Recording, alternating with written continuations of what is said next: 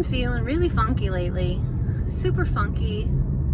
You know, I've allowed some people close in my life, and when we get to those inner intimate realms, it starts to trigger and activate unconscious parts of us, parts that might still need tenderness and healing and holding and presencing and support. And that's all happening. I am taking myself back to Castle Lake. Y'all know that I love this lake. It's so medicinal and supportive. And I'm here to report my own vulnerabilities and tenderness, and also to make note, like, while we are growing ourselves up, while we are stewarding these vessels, and trying to be honest about it, and true and real and open and willing about it, and brave about it, and surrendered about it, and let go about it. It's awkward as fuck energetically to feel like a victim, or to feel unworthy, or to feel not enough, or to feel insecure, to feel my mind go crazy. Future negative fantasies, they're running rampant, and it's up to us to notice and to put a full stop on that. Put a full stop. Feel the feels, which I did this morning in my morning practice of movement and breath and getting in my body. Allowed myself some deep sobs of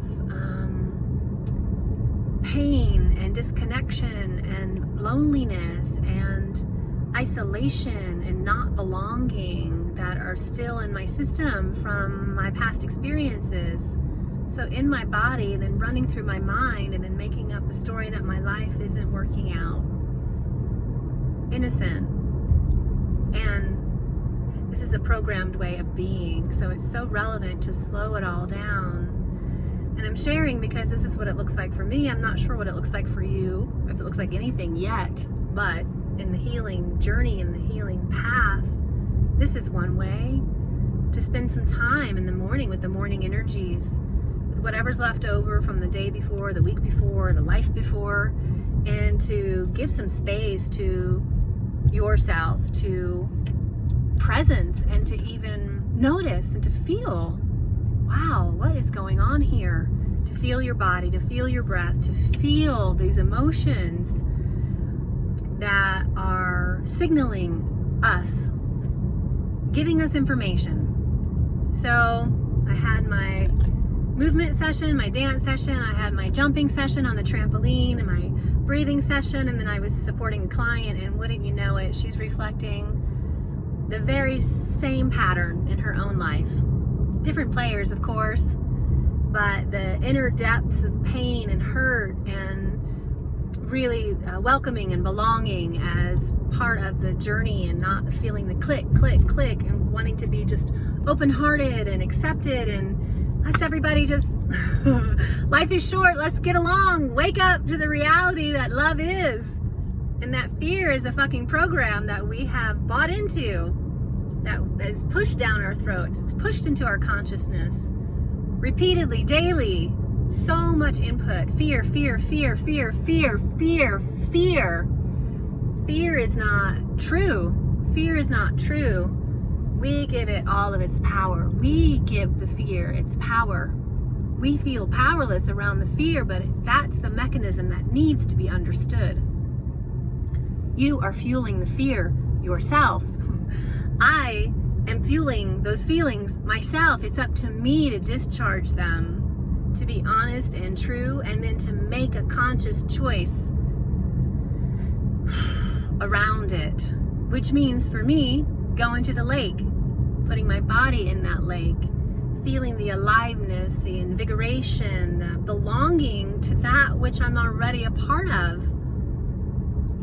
Thousands and thousands of creatures and life force and the energy and the aliveness that's outside in nature, always ready to welcome me, always welcoming me, always communing and bearing witness to me same for you.